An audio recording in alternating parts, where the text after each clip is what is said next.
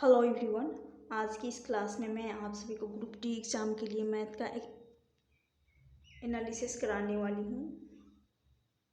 तो 14 सितंबर 2022 से भी शिफ्टों का आज की इस क्लास में एनालिसिस होने वाला है मैथ का। स्टार्ट करती हूँ आज की इस क्लास। पहला क्वेश्चन है, क्वेश्चन दे रखा है। क्वेश्चन है दो संख्याओं का एलसीएम 1260 एचसीएफ 3 है। एक संख्या 18 है तो दूसरी संख्या ज्ञात करनी है। तो यहाँ पर 1260 पर एलसीएम इंटू एचसीएफ 1260 इंटू 3, पहली संख्या जो कि 18 है और दूसरी संख्या हमें निकालनी है। तो यहाँ से इसको काट लेंगे, 3 से काटेंगे 6 बार में चला जाएगा। 18 6 से काटेंगे 6 दूनी 12, 6 एकम 6 यानी 210। तो दूसरी संख्या जो कि 210 निकल कर आ जाएगी। यही क्वेश्चन में आंसर हो गया होगा 210। चलती हूँ नेक्स्ट क्वेश्चन। नेक्स्ट क्वेश्चन जो कि एलसीएम एचसीएफ का ही क्वेश्चन था।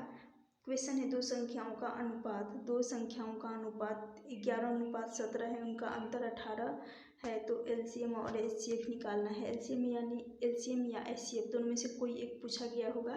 तो यहाँ पर 11:17 है और इनका अंतर 18 है। तो इन दोनों अनुपातों का अंतर निकालेंगे तो यहाँ से आ जाएगा 6 का।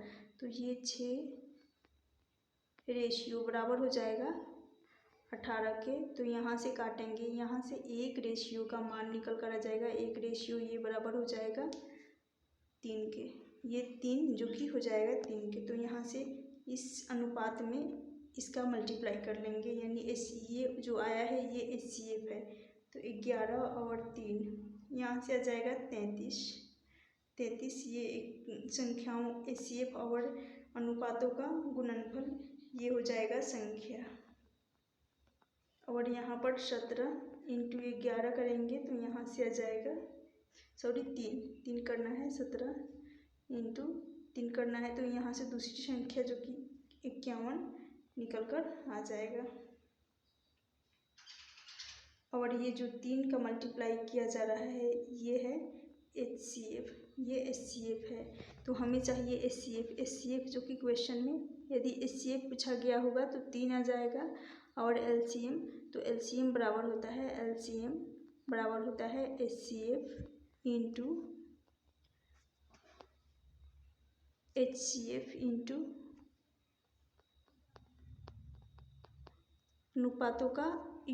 अनुपातों का गुणनफल यानी A इंटू बी।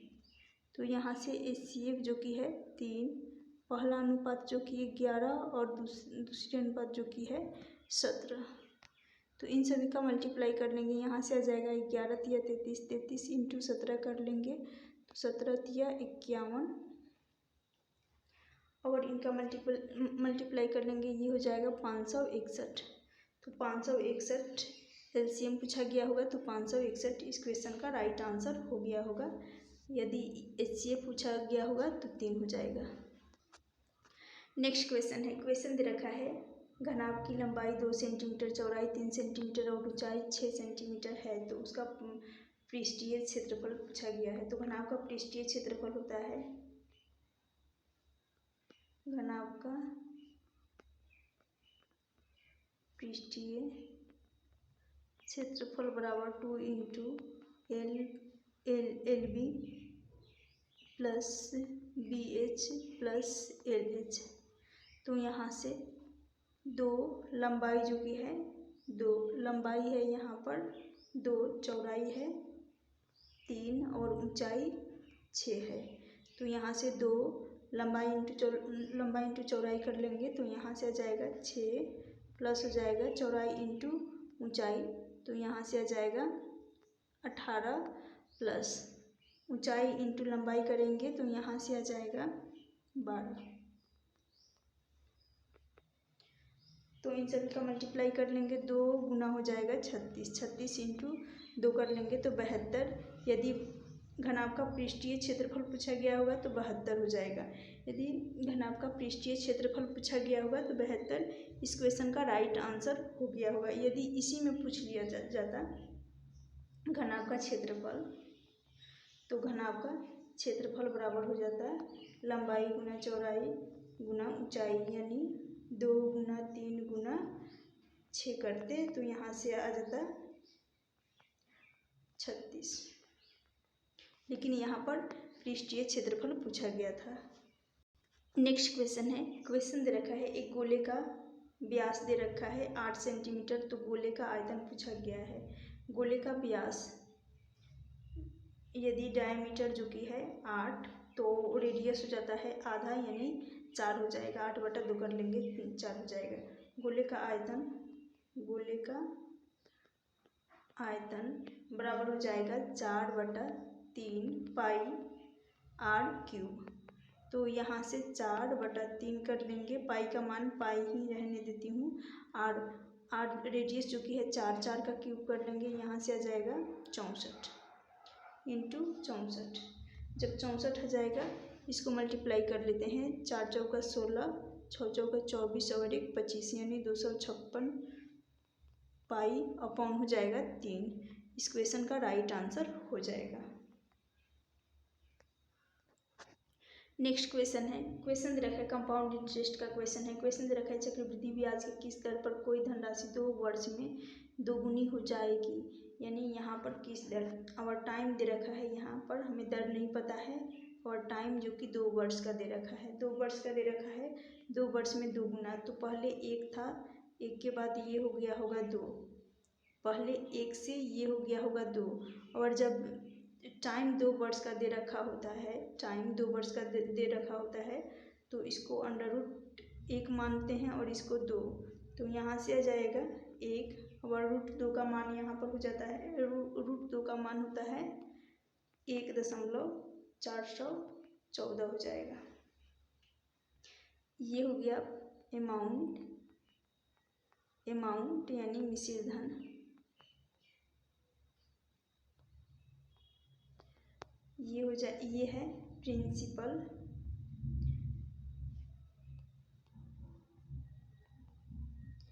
प्रिंसिपल, यानी मूलधन। तो 1 से 1.414 हो रहा है, तो इनका डिफरेंस लेंगे, जो डिफरेंस आएगा वही ब्याज हो जाएगा। तो यहाँ से आ रहा है 0 क्योंकि यहाँ 1 में से 1 जाएगा तो 0 आ जाएगा, 414, ये हो जाएगा ब्याज। ये आ रहा है 0.400, ये हो जाएगा ब्याज यानी इंटरेस्ट, ब्याज यानी इंटरेस्ट हो जाएगा। तो ब्याज जब मिल गया है तो 0.414 अपॉन हो जाएगा, जो ये 1 पर निकाला जाएगा यानी प्रिंसिपल पे निकाला जाएगा, ब्याज इंटू हो जाएगा 100 हो जाएगा। इसको सॉल्व कर लेंगे तो यहाँ से आ रहा है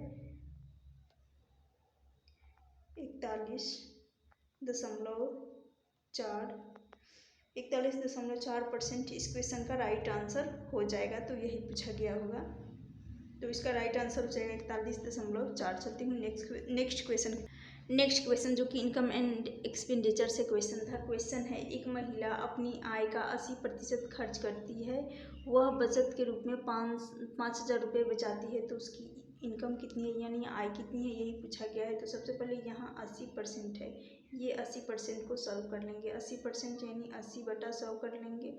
80/0 से 0 चला जाएगा, 4 दूनी 8 और 5 दूनी 10, 4/5 आ जाएगा। जो 4/5 आ जाएगा ये होता है जो डिनोमिनेटर में रहता है, ये इनकम का रेशियो होता है। जो हर में आता है ये इनकम का रेशियो है, और इस 5 पे ये जो आया है ये एक्सपेंडिचर खर्च का रेशियो है। कहा गया है 80% खर्च, तो 5/4 रेशियो उसने खर्च कर दिया, तो इन दोनों का जो डिफरेंस आएगा वही हो जाएगा सेविंग,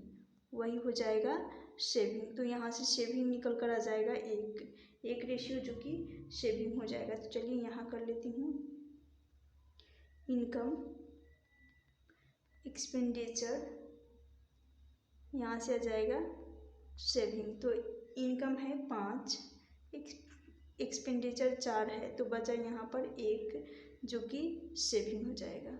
और क्वेश्चन में सेविंग जो कि दे रखा है 5,000 रुपये, तो 1 बराबर है 1 को 5,000 रुपये के बराबर कर लेंगे। तो यहाँ से 1 बराबर जब 5 आ गया है, हमें सिर्फ चाहिए उनकी आय, हमें सिर्फ इनकम पता करनी है। जब इनकम पता करनी है और इनकम का रेशियो 5 है तो इस एक रेशियो का मान जो कि 5 आया है, 5000 आया है, तो इस 5 इनकम के रेशियो 5 में इस 5000 का मल्टीप्लाई कर लेंगे तो यहाँ से आ जाएगा 25,000। 25,000 इस क्वेश्चन का राइट आंसर हो जाएगा क्योंकि इनकम पूछा गया है। चलती हूँ नेक्स्ट क्वेश्चन की तरफ। तो ये क्वेश्चन भी पूछ लिया गया। नेक्स्ट क्वेश्चन है, क्वेश्चन दे रखा है एक बेलन का व्यास 2 सेंटीमीटर है और ऊंचाई 7 मीटर है।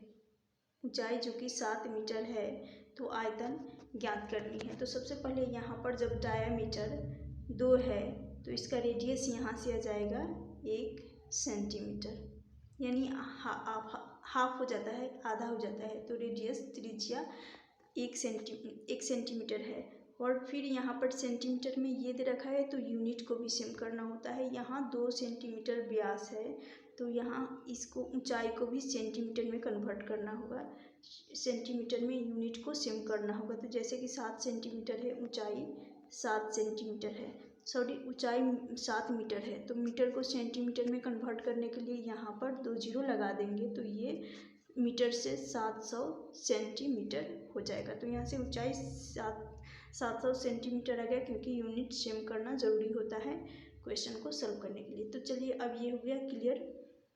उसके बाद यहाँ पर बेलन का आयतन पूछा गया है। तो बेलन का आयतन हो जाएगा, बेलन का वॉल्यूम आयतन बराबर हो जाएगा यहाँ पर pi r square h, pi r square h 22 pi का मान 22/7 आर, त्रिज्या जो कि 1 सेंटीमीटर है, एक का स्क्वायर करने पर भी एक ही रहता है तो यहाँ से 1 ले लेंगे। ऊंचाई जो कि है 700 सेंटीमीटर, यहाँ से 700 सेंटीमीटर, 7 से 7 कट जाएगा, बचा यहाँ पर 100, यहाँ 100 बच गया, 100 इंटू 22 कर लेंगे तो यहाँ से आ जाएगा 2200 सेंटीमीटर क्यूब। इस क्वेश्चन का राइट आंसर हो जाएगा। तो यही पूछा गया होगा, इस क्वेश्चन का राइट आंसर हो जाएगा 2200 सेंटीमीटर क्यूब। चलती हूँ नेक्स्ट क्वेश्चन। नेक्स्ट क्वेश्चन है, क्वेश्चन दे रखा है एक दुकानदार किसी वस्तु पर 10% अधिक अंकित करता है और 10% का छूट देता है तो प्रतिशत लाभ या हानि ज्ञात कीजिए। यानी एक दुकानदार है जो कि 10% किसी वस्तु पर 10% अधिक अंकित कर लिया, यदि वह 10% का छूट देता है तो लाभ या हानि प्रतिशत निकालनी है, या तो लाभ या हानि यही पता करना है क्या हो। तो चलिए सबसे पहले यहाँ 10% ये अधिक हो रहा है, 10% अधिक हो रहा है तो ये हो जाएगा 100 मान कर करते हैं, 100 से परसेंटेज, 100 से ये हो जाएगा 110, अधिक हो रहा है तो 100 से 110 हो जाएगा। फिर उसके बाद यहाँ पर ये इसलिए होगा क्योंकि यहाँ इसको करेंगे, ये 10/100 करेंगे तो ये 100 से इस 100 रेशियो पे 10 रेशियो बढ़ेगा। तो पहले 100 था तो 100 से ये हो जाएगा 100 + 10, ऐसे किया, ऐसे कि उसके बाद यहाँ पर हो जाएगा 10% का छूट देता है। यदि वो दुकानदार 100 पर यानी 100 पर 10% का छूट देता, डिस्काउंट हो जाता 10% का, तो ये हो जाता है यहाँ से 100 से ये हो जाता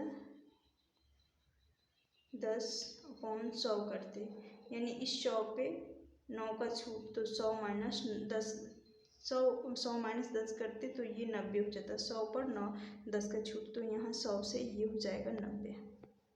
अब इनको आपस में मल्टीप्लाई कर लेंगे, यहाँ 2 जीरो यहाँ है, 2 जीरो यहाँ है, यानी 4 जीरो उतरेगा।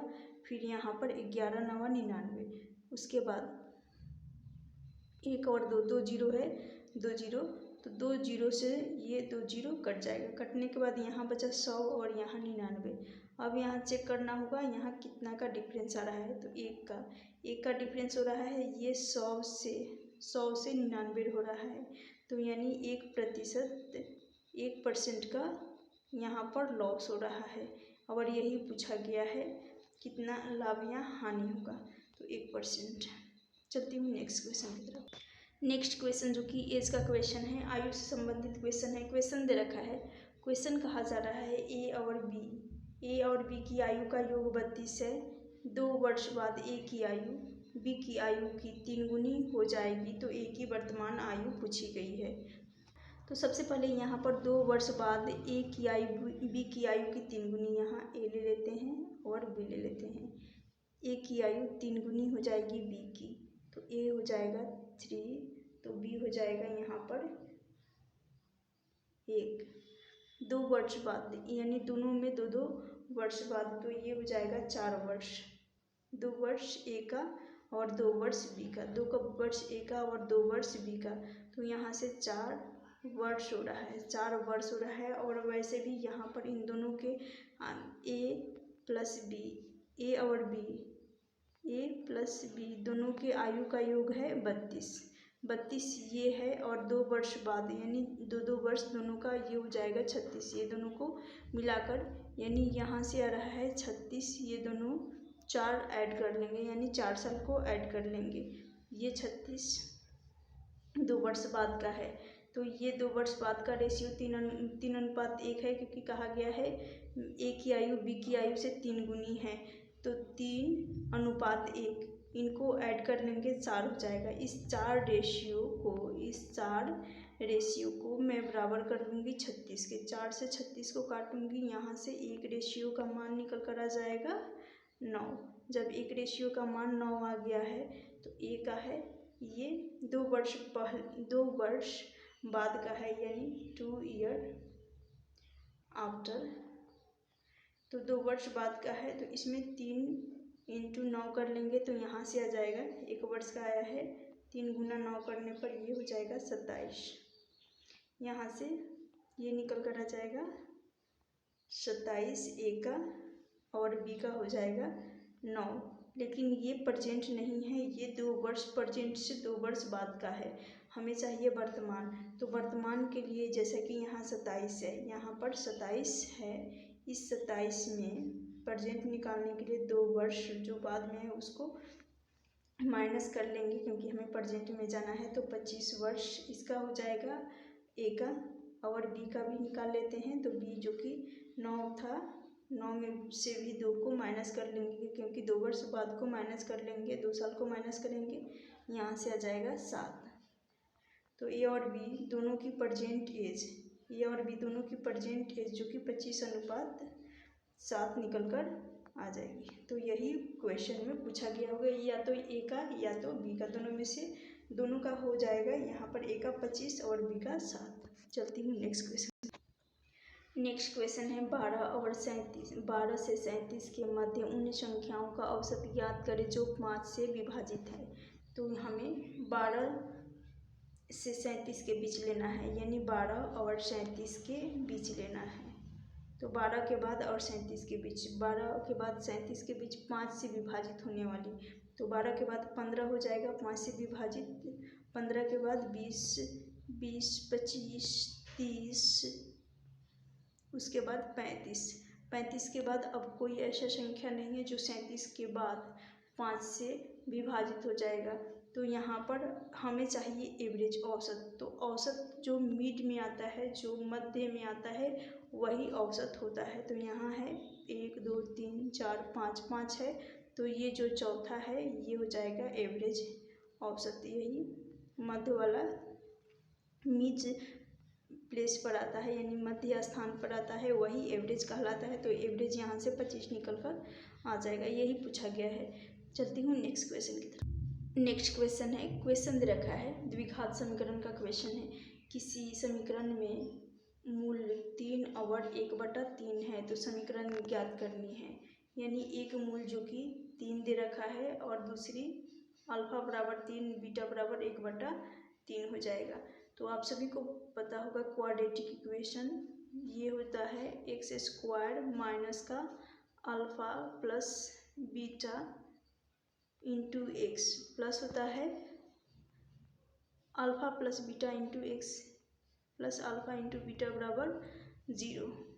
ये हो गया क्वाड्रेटिक इक्वेशन, द्विघात समीकरण निकालने का फॉर्मूला। अब इसको इसमें पुट कर लेंगे। अल्फा का मान यहाँ से तो आ जाएगा x², अल्फा प्लस बीटा का मान यहाँ पर अल्फा जो कि 3 है, 3 प्लस बीटा का मान है 1/3, इसमें x लगेगा इंटू x हो जाएगा, प्लस यहाँ से अल्फा का मान 3 है अवर्ड इनटू में है, ये गुना में होता है, तो यहाँ से 3 गुना 1/3 आ जाएगा, ये बराबर 0 कर लेंगे। 3 से 3 कट जाएगा, तो यहाँ से आ जाएगा x² माइनस 3 3 9 9 और 1, ये हो जाएगा 10, ऐड हो जाएगा तो 10/3, लेकिन यहाँ पर x रहेगा, प्लस यहाँ से आ जाएगा 1 बराबर 0, ये हो जाएगा। यहाँ जो 3 है, इस 3 को इस साइड मल्टीप्लाई कर लेंगे, तो यहाँ से x² माइनस 10x प्लस हो जाएगा, ये 3 इधर जाकर मल्टीप्लाई हो जाएगा, गुना हो जाएगा 1 के साथ, तो यहाँ से 3 एकम 3 बराबर 0। तो यही समीकरण जो कि ऑप्शन में दे रखा होगा, जो कि राइट आंसर हो जाएगा क्वाड्रेटिक इक्वेशन, द्विघात समीकरण निकल कर आ जाएगा x² माइनस 10x प्लस 3 बराबर 0 हो जाएगा। चलती हूँ नेक्स्ट क्वेश्चन। नेक्स्ट क्वेश्चन है, क्वेश्चन दे रखा है एक ट्रेन 30 माइल प्रति घंटा की चाल से 3 सही 1/2 घंटे में जाती है तथा 60 माइल प्रति घंटा की चाल से 1 सही 1/2 घंटे में वापस आती है, तो कुल दूरी पूछी गई है। तो यहाँ पर हो जाएगा 30, वर्ड ये है 3 सही 1/2, 3 सही 1/2, 3 दूनी 6, 6 प्लस 1 कर लेंगे, ये हो जाएगा 7/2। तो यहाँ आ जाएगा 7/2 कर लेंगे, प्लस हो जाएगा, फिर यहाँ पर 60 माइल प्रति घंटा, तो 60 यहाँ है 1 सही 1/2, 2 एकम 2 2 प्लस 1 कर लेंगे, ये हो जाएगा 3/2 हो जाएगा। तो यहाँ से इनको काटेंगे, तो ये हो रहा है 15 दूनी के 30, 15 × 7 कर लेंगे, तो यहाँ से आ जाएगा 105 प्लस हो जाएगा 30 दूनी 60, 30 × 3 कर लेंगे, यहाँ से हो जाएगा 90, इन सभी को ऐड कर लेंगे 5 यानी 195 माइल इस क्वेश्चन का राइट आंसर हो जाएगा।